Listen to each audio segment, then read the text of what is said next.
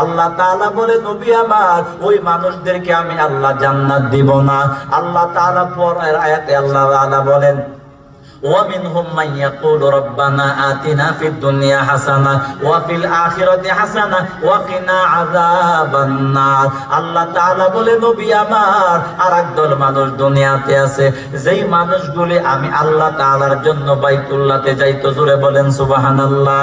ওই মানুষগুলি আমি আল্লাহর জন্য বাইতুল্লাহতে দৌড়ায়, ওই মানুষগুলি নিজেকে জান্নাতি বানাবার জন্য বাইতুল্লাহর দিকে যায়, ওই মানুষগুলি হাউজে কাউসার পাওয়ার জন্য বাইতুল্লাহর দিকে দৌড়ায়, ওই মানুষগুলি আপনি নবীর খাঁটি উম্মত হওয়ার জন্য বাইতুল্লাহর দিকে যায়, ওই মানুষগুলি আমি আল্লাহকে জীবনের বন্ধু বানাবার জন্য বাইতুল্লাহতে যায়, ওই মানুষগুলি এক কথায় বুঝেন মানে ওই মানুষগুলি আমি আল্লাহকে পাওয়ার জন্য হজে যাই, জোরে কোন ঠিক কিনা ও নবীর উম্মত গো। তাহলে কোরআনের আয়াত থেকে আমরা আজকে জানলাম কিয়ামত পর্যন্ত হাজী সাহেবের দল হবে কয়টা? সবাই তো বলেন নাই, হ্যাঁ দুইটা, জোরে বলেন দুইটা। এই কথাটা যে আজকে জানছেন, আগে জানতেন নি সবাই? আজকে জানছেন নি? কেন জানছেন? মাহফিল হইছে দিকে আসছেন এই জন্য জানছেন। এই যে আল্লাহ তাআলা বলছেন নবী একদল মানুষ হজ করে দুনিয়ার জন্য, বলেন কিসের জন্য? এটা কি আমার কথা না আল্লাহর কথা? এখন দুনিয়ার হাজি সাহেব কারা? দুনিয়াদার হাজি। এক নাম্বার দাড়ি কামেন না যে দুনিয়াদার হাজি। কারণ আল্লাহর জন্য হজ করার ইচ্ছা থাকলে সে দাড়ি রাইখা আল্লাহর মহাব্বতে সুদ ঘুষ চাইরা টেন্ডার বাজে বাদ দিয়ে হজে যাইতো, ঠিক কিনা? এই সুরে 3 কোটি টাকার একটা প্রজেক্টের কাজ নিছে। কয় কোটি? ঘটনাটা আমার বন্ধুর থেকে শুনছি, বাস্তবে আমি বলতেছি শুনেন। ওই দুনিয়াদার হাজি আল্লাহ যে বলছেন 3 কোটি টাকার প্রজেক্টের কাজ পাইছে সরকারি, এই কাজের থেকে কম কম অর্ধেক প্রথমে আউট করে দিছে, চুরি করছে। হে চুরি কইরা হে মক্কাকে হজ করে, কি করে? হজ করতে গেছে। আমার বন্ধুর সঙ্গে দেখা, কি ব্যাপার হজের মধ্যে আসছো কেন, কেমনে আসছো? আমার বন্ধুকে ডাক দেয়া বলে 3 কোটি টাকার প্রজেক্ট পাইলাম, বাইতুল্লাহ আসছি যাতে আল্লাহ আমাকে আরো প্রজেক্ট বাড়ায় দেয়। মানে কুত্তা, দুনিয়ার কুত্তা, আখিরাতের দরকার নাই, দুনিয়া দরকার। মানে 3 কোটি টাকার প্রজেক্ট পাইছে, 1.5 কোটির মতো চুরি করছে, আরো প্রজেক্ট পাইলে আরো চুরি করবে। আল্লাহর দরবারে গিয়া বলে আল্লাহ আমারে তুমি দুনিয়া দাও, ব্যাংকের মালিক বানায়া দাও, আরো জমি লাগবে বানায়া দাও, আবার এমপি বানায়া দাও, যাতে বড় বড় কুসা মাইরা আমি আরো বেশি চুরি করতে পারি, ঠিক কিনা? ইস আল্লাহ বাঁচাইছে, হারাম না। আমার তো শরীরটা কামড়া। এরা যে পরিমাণ অপরাধ করছে, বিচার 100 মধ্যে 5% বিচার মাত্র হয়েছে, 95% ফিডা বাহির হয়েছে। এরা বাস্তবতা দেশটারে ধ্বংস করে দিছে। দেশের হাড্ডি দিয়ে আছে, গুস্তু নাই, খাইতে খাইতে হাড্ডি দিয়ে আছে দেশে, আর কিছু নাই। অন্যায় আরেকটা মাসআলা মনে হয়ে গেছে, ফাঁকি দিয়ে বইলে দিয়ে কষ্ট হইতেছে আপনারা। একটা মাসআলা মনে রাখবেন, قال الله تعالى في القرآن المجيد يا أيها الذين آمنوا اتقوا الله وقولوا قولا سديدا يصلح لكم أعمالكم ويغفر لكم ذنوبكم ومن يطع الله ورسوله فقد فاز فوزا عظيما।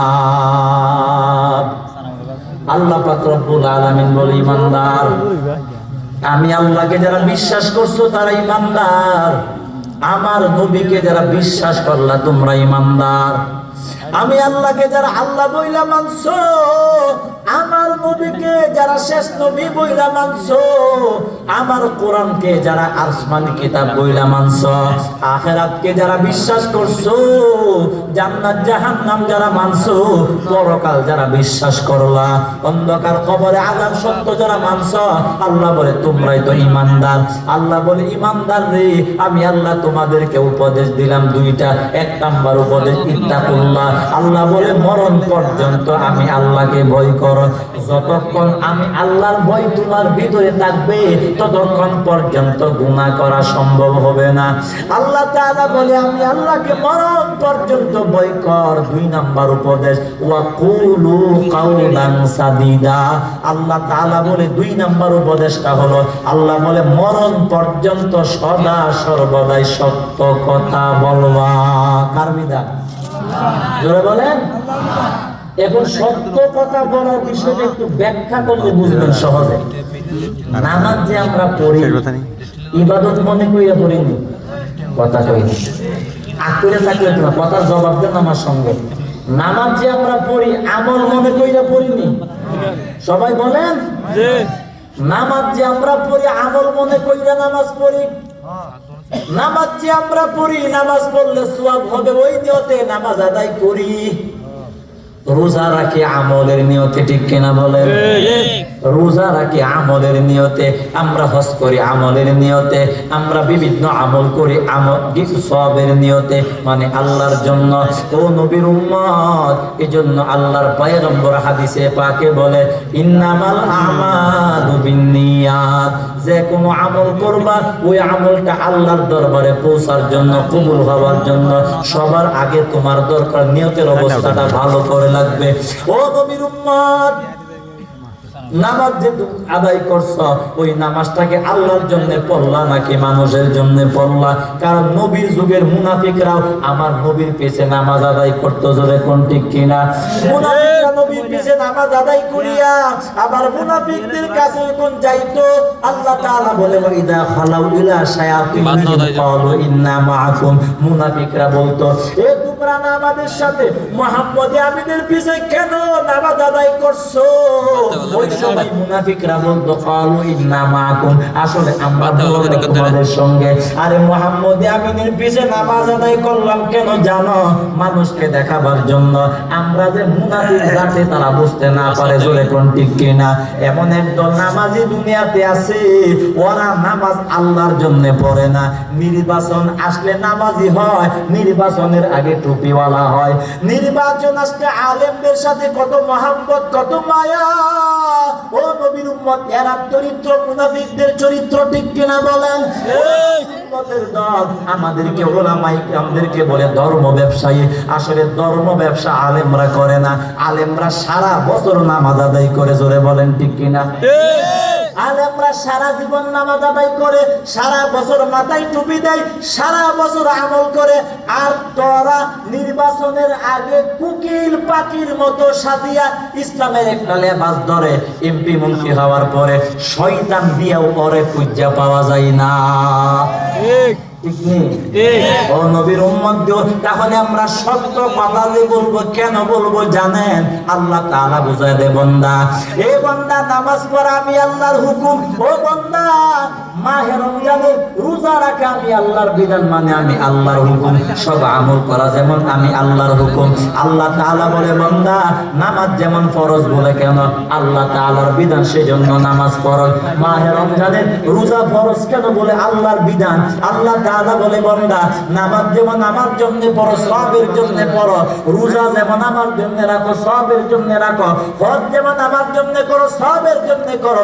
ও বান্দা যাকাত যেমন তো আমল করো, আমার জন্য করো, সওয়াবের জন্য করো। আল্লাহ তাআলা বলে, আজ থেকে ভালো করে বুঝবেন, এটা মাসআলা। আল্লাহ তাআলা বুঝাইতে চাই ওই আমলগুলো যেমন আমার জন্য করো, ফরজ মনে কইরা। আল্লাহ বলে সত্য কথা বলা এটা হলো একটা ফরজ ইবাদত, জোরে বলেন ঠিক কিনা? কেন ফরজ? তাহলে আল্লাহ তাআলা বুঝাইতে চাই কেন ফরজ জানেন? নামাজ ফরজ বলে আল্লাহর হুকুম, এই জন্য। রোজা ফরজ কেন বলে? আল্লাহর হুকুম। যাকাত ফরজ বলে কেন? আল্লাহর হুকুম। তাহলে নামাজ যদি আল্লাহর হুকুম হওয়ার জন্য ফরজ হয়, তাহলে সত্য কথা বলাটা কার হুকুম বলেন? আল্লাহর হুকুম। আল্লাহ তাআলা বলে বান্দা নামাজ পড়ার জন্য আমি আল্লাহ বললাম, রোজার জন্য আমি আল্লাহ বললাম, যাকাতের জন্য আমি আল্লাহ বললাম, ও বান্দা হজের জন্য আমি আল্লাহ বললাম। আল্লাহ বলে সত্য কথাটা বলার জন্য আমি আল্লাহ বললাম। ও বান্দা সাবধান, মনে রাখবা সত্য কথা বলবা আমি আল্লাহর জন্য, এবং সত্য কথাটা বলবা সওয়াবের নিয়তে, জোরে বলেন ঠিক কিনা? ও নবীর উম্মত, আল্লাহ পাক রব্বুল আলামিন বলে ও বান্দা 24 ঘন্টা মরণ পর্যন্ত সদা সত্য কথা বলবা, মাত্র কয়েকটা জায়গা ব্যতীত। ও নবীর উম্মত, আমি যদি কোন জায়গায় দেখি আল্লাহ তাআলা খুশি হবে মিথ্যা কথাটা বললে, ওই জায়গায় মিথ্যা কথা বলবো, না হয় সত্য কথা আমাকে বলা লাগবে।